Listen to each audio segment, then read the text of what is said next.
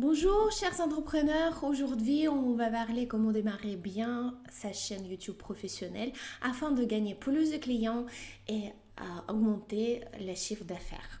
Et bien sûr, vous connaissez bien qu'est-ce que c'est des clients, pourquoi faire, gagner des clients justement.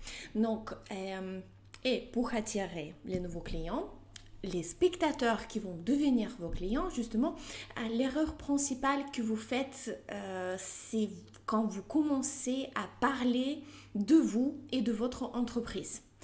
Sauf que ça n'intéresse à personne. Par exemple, mettez-vous à la place de votre client. Vous tombez sur une vidéo où quelqu'un parle comment c'est bien son entreprise ou quel est professionnel, quel est bon professionnel il est. Et c'est tout. Du coup, vous passez à côté de cette vidéo et vous n'avez rien à foutre en fait de lui parce que vous ne le connaissez pas et du coup pourquoi vous restez à regarder cette vidéo de une entreprise en quelconque que vous ne connaissez même pas. C'est la même chose. Donc, il y a trois étapes, trois types, si vous voulez, de création des idées pour vos vidéos. Selon mon coaching personnalisé, c'est mon avis et je vous présente vous commencez souvent par le troisième type des vidéos quand vous parlez à propos de vous, à vos prestations, vous parlez de vos tarifs, de vos garanties que vous donnez, qui vous sommes, combien ça coûte tel ou tel produit. Sauf que on ne connaît pas encore qui vous êtes en général et comme j'ai dit, on n'a rien à foutre de tout ça. On va pour obtenir l'information surtout utile. Donc, les vidéos de troisième étape n'attirent pas des clients, n'attirent pas des spectateurs qui vont devenir vos clients. Ça doit être clair pour vous. Comme j'ai dit, mettez-vous à la place du client. Par exemple, vous voulez acheter un vélo. Pourquoi? Posez la question, pourquoi c'est important pour vous? Qu'est-ce que vous voulez avec ce vélo-là? Juste trouver un magasin qui vend les vélos? Vous êtes tombé sur la chaîne YouTube des vélos et sur cette chaîne, vous voyez qu'on vous décrit un magasin qui vend ces vélos, les promotions de ces magasins, les garanties, etc. Et comme je dis, est-ce que c'est ça que vous cherchez ou plutôt d'abord vous voulez comprendre quel vélo exactement vous voulez acheter parce que vous ne connaissez même pas quel vélo de la ville ou de tout terrain et quelle est la différence par exemple. Et après, la question du magasin, elle va venir. D'abord, vous voulez comprendre qu'est-ce que vous voulez. Donc, mettez-vous à la place de votre client. Deuxième type de vidéo, c'est les vidéos qui montrent votre expertise. Et ça devient un peu plus intéressant, même beaucoup plus intéressant. C'est les vidéos qui vont adresser à votre public cible directement. Donc, vous devez connaître bien votre public cible, savoir qu'est-ce qui veut votre futur client, votre spectateur qui est de votre public cible. Est-ce que vous connaissez ce que votre cible veut exactement en plus? Est-ce que vous répondez à ses besoins? Pourquoi c'est important pour votre client? Pourquoi il veut acheter votre produit ou votre service? Pourquoi exactement? Quel a son besoin? Et pour ça, je vous propose de venir à regarder le workshop que j'ai fait avec les entrepreneurs ici à Lyon où je vous donne un devoir, un tableau à remplir pour comprendre bien votre public cible. Et ça va vous aider de préparer votre plan contenu et préparer bien vos titres pour vos vidéos. Donc, par exemple, voilà, vous pouvez inventer le titre de vidéo le plus populaire modèle d'un vélo, si on prend cet exemple.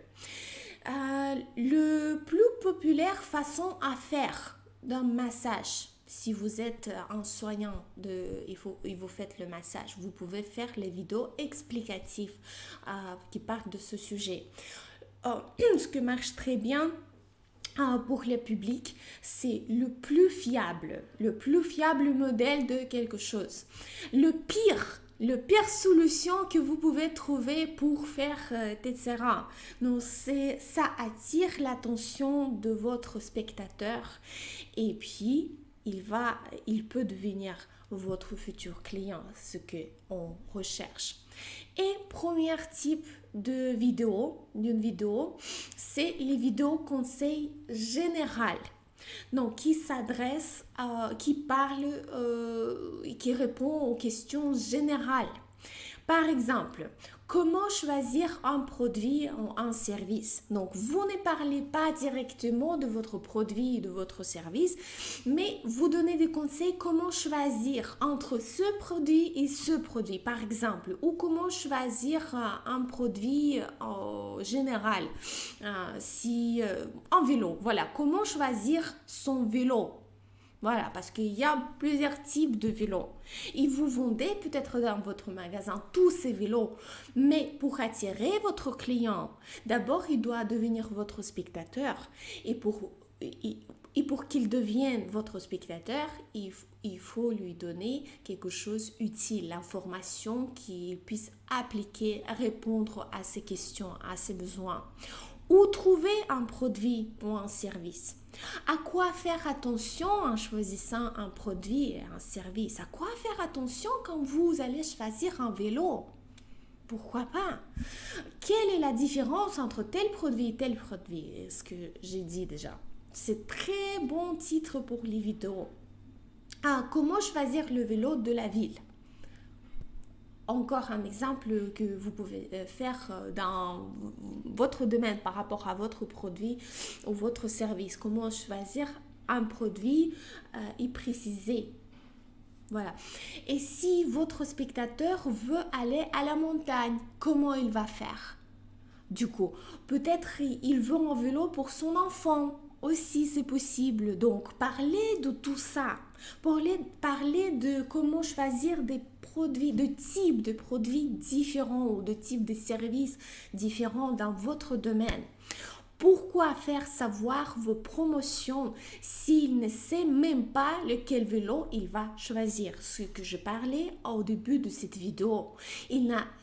En fait, ça l'est égal quel magasin vous présentez, quelle promotion vous faites et même des garanties que vous donniez s'il ne sait même pas quel vélo il veut choisir. Peut-être il veut un vélo pas cher pour son fils, pour ne pas avoir peur qu'on le vole. Vous voyez, le besoin, il est là. Vous pensez en chose, vous pensez le vendre un vélo pour son enfant, qui soit rapide, qui soit moderne, etc. Et votre client veut juste un vélo pas cher parce qu'il sait que son fils peut l'oublier quelque part et le vélo peut être bien volé. Posez des questions à vos clients, avec qui vous travaillez déjà. Et ça, je vous apprends à faire à mon workshop.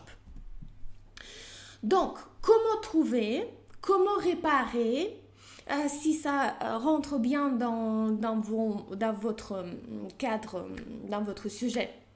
Vous pouvez attirer votre futur client sur cette étape. Sur la première étape de vos vidéos, vous pouvez bien attirer beaucoup de clients et après sur l'étape 2 qui soit plus précis, qui va parler, les vidéos qui vont parler plus de votre public cible, vous allez un petit peu faire le ménage parmi vos spectateurs et laisser que, en fait, c'est pas vous, c'est eux, les spectateurs, ils vont partir si c'est les spectateurs pas de votre cible, d'accord? Donc, par exemple, le fils de Monsieur Richard a cassé son vélo. Monsieur Richard va sur YouTube et recherche comment réparer son vélo. Il tombe sur votre vidéo où vous dites, si vous avez cassé la carcasse, par exemple, il vaut mieux acheter un neuf. Donc, vous donnez des conseils de réparation, mais dans les certains de vos vidéos, vous dites que des conseils que si vous avez cassé ça, il vaut mieux carrément acheter un autre. Vous donnez des exemples de coûts, combien ça va coûter. La réparation va coûter 60 euros et le neuf, vous pouvez acheter pour 100 euros, par exemple. Et du coup, pour les spectateurs, c'est clair. Vous lui donnez l'information utile, pourquoi ne pas rester avec vous et pourquoi ne pas prendre contact avec vous. Trouvez, donc ce que je vous ai dit, trouvez les vidéos sur ma chaîne, comment trouver un titre efficace pour sa vidéo. Donc vous pouvez utiliser ces vidéos en accès public, elle est gratuit donc sur ma chaîne. Vous pouvez apprendre comment trouver bon titre pour votre vidéo et donner des bons conseils à vos futurs spectateurs. Donc, on apprend d'abord un contenu utile et intéressant. Tout ça, c'est d'abord les conseils pour les débutants, pour les amateurs, pour les semi-professionnels. Tout ça, vous pouvez aborder dans vos vidéos. Surtout les conseils pour les débutants parce que vous êtes un expert et vous pensez que, mais c'est évident, tout le monde le sait, tout le monde connaît ce truc. Mais non, 90% des gens, pour 90% des gens, vous êtes un expert. Et le truc qui est bête pour vous est simple.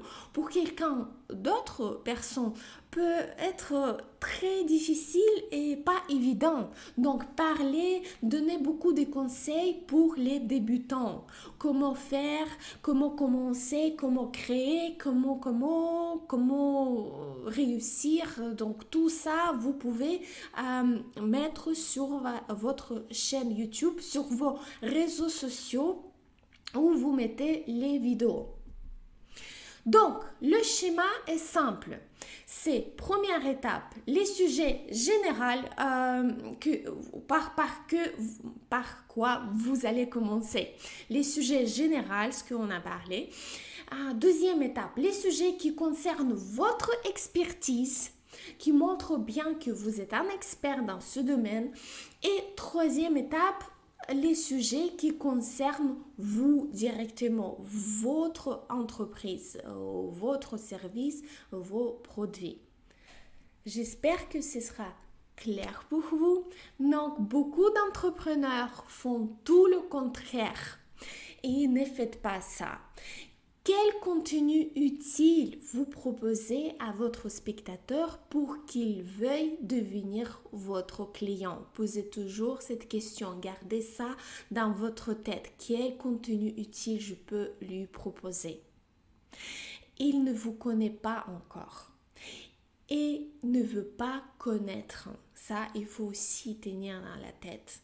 Vous pouvez l'attirer que par les choses utiles et bien pour lui en répondant à ses besoins et puis incruster la proposition de venir chez vous. Donc, le contenu de 3 niveaux qu'on a parlé aujourd'hui. Le première étape, c'est contenu général. Deuxième type, pour votre cible. Et troisième type, c'est le contenu commercial.